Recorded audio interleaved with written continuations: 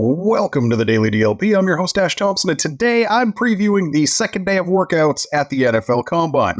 As I have been reminded, NFL people have been in Indianapolis for several days, but in terms of numbers being spat out on Twitter, this is day 2. Let's get it on!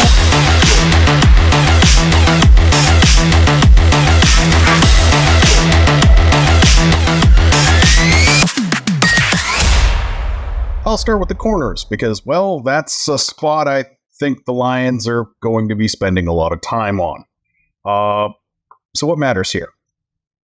The biggest fake in the pre-draft process is a corner running a 4.3. Doesn't make them worse, but it doesn't make them good. A 4.4 is still faster than most of the receivers they're going to face, and the thing a lot of DBs will tell you when they're being honest is that they can only run as fast as the guy that they're covering.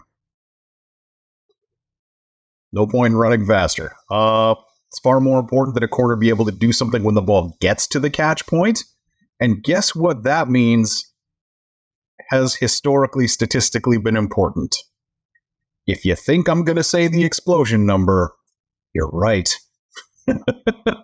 Broad jump, vertical jump, and bench are excellent indicators of whether the player has the athletic ability to get through the receiver to the ball. For every Patrick Peterson who ran a blazing fast 40, there are 10 guys in the Hall of Fame that did not. It's become en vogue to skip some drills for the corner group, so we might not even get actual full explosion numbers for them, but like if a guy jumps high, he can probably also jump far. That usually goes together. Unless a guy's super heavy. None of them are putting up 30 bench reps, but it's more about not putting up 5 or 6. A player with bad upper body strength can't compete in the red zone and can't get receivers off of their routes in press coverage. Or just jamming at the line in a cover 2. Or get off blocks when it's a running play. You just can't be bad. If that makes sense. Like, I'm not saying bench is like putting up 28 reps makes a guy a good corner. That's not what I'm saying. I'm saying you can't suck. Like 50-50 balls become 70-30 balls if you can't jump. That's pretty obvious also. No one's going to say a bad 3-cone or a short shuttle isn't a problem for a corner, but those are drills that indicated guys like Xavier Rhodes or Rhodes or Jalen Ramsey were going to be special.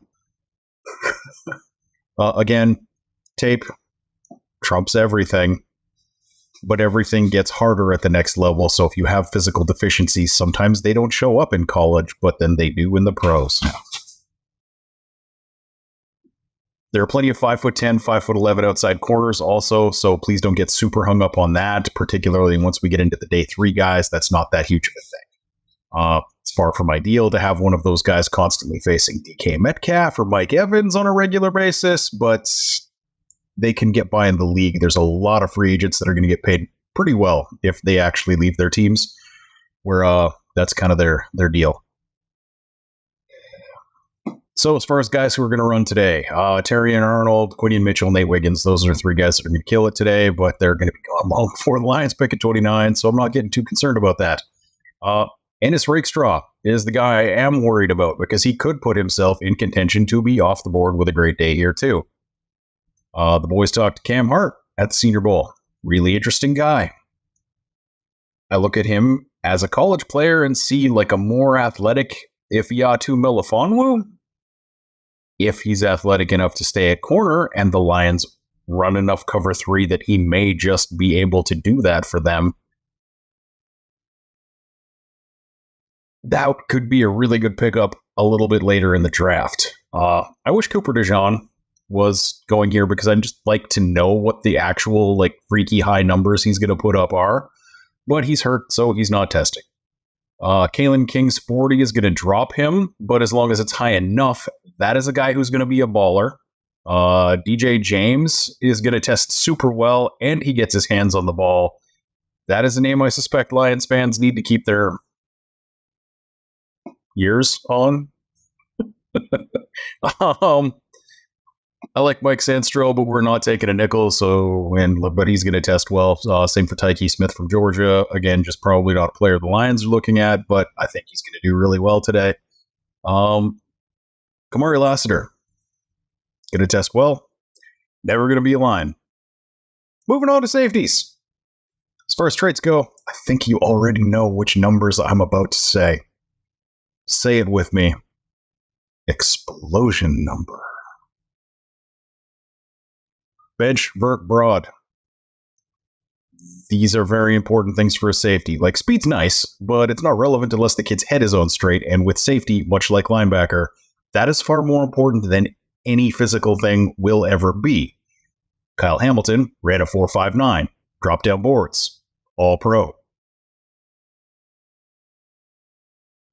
So, I kind of wish the Lions had traded up for that, but then they wouldn't have needed Brian Branch, and I'm perfectly happy with Brian Branch. Safety, as with most positions on defense, comes down to what happens at the catch point. Like, all of these guys, with a few exceptions, like if you run a 4.8, I'm sorry, but you don't even get to go play in Canada. You get to go home. But if you run good enough and test well enough in all of these various things, it's what happens when you get to the catch point that is the difference between a Pro Bowler and, say, Will Harris, who had to switch positions and then now doesn't really even play defense if they can avoid it. As far as position drills go, the box drill tells you whether a guy has the ability to start and stop fast. That's with defensive backs, corners, and safeties. That is a great drill for setting guys apart. Like the hip flip thing, sure, okay. Tells you if a guy is definitely not a cornerback, but like making safeties do it is just stupid. Who are some safeties that are going to do well today? Cameron Kinchins is going to blow the roof off, and he touches the ball. I would happily, if I were the Detroit Lions, look into taking him really high. Athletic freak, plays the entire field, plays the run, plays the pass, touches the ball. Evan Williams played both safety spots and nickel over the course of his career. He's 6'1", 205, not the fastest guy. The question becomes, like, how fast? How far below top-tier speed is he going to be?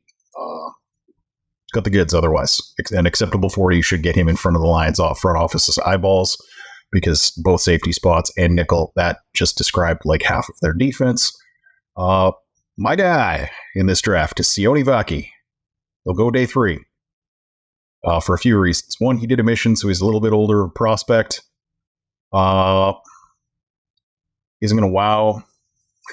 As far as the like height weight goes, probably not the speed either. He played both ways for Utah this year, and he is going to annihilate the league on special teams. Like, he had nearly 10 yards per touch as a running back. It's not like it was out of courtesy. He was a very good. He might be a better running back than he is a safety. It's pretty good safety. Started 10 games at safety for Utah this year. Interesting fact about him that will come up on every broadcast if he does become a actual starter is that he was Najee Harris's fullback in high school. Yeah, I want that guy. For those of you who for some reason absolutely despise Jason Cabinda, there's your hope. Tyler Nubbin, or is it Nubin? I don't have a pronunciation guide in front of me here. Nubin. Going to go a lot higher than Siaki Vaki.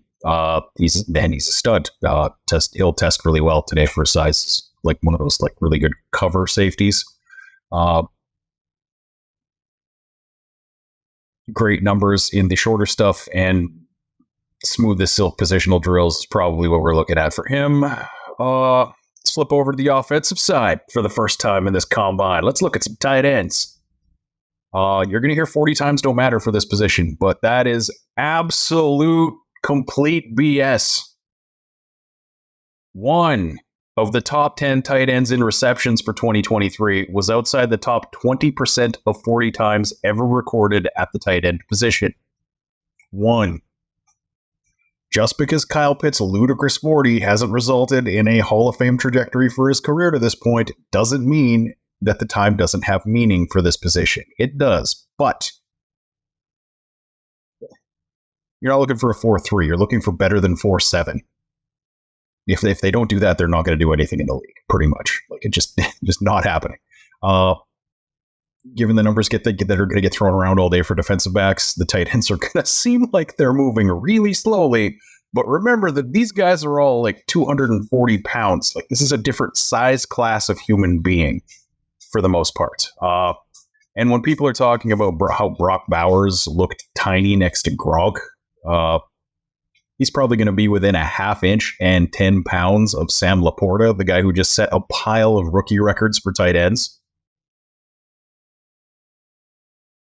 A guy being 6'6" and 280 pounds is pretty much the worst reason to draft a tight end in modern football. Like, this ain't 1986, man.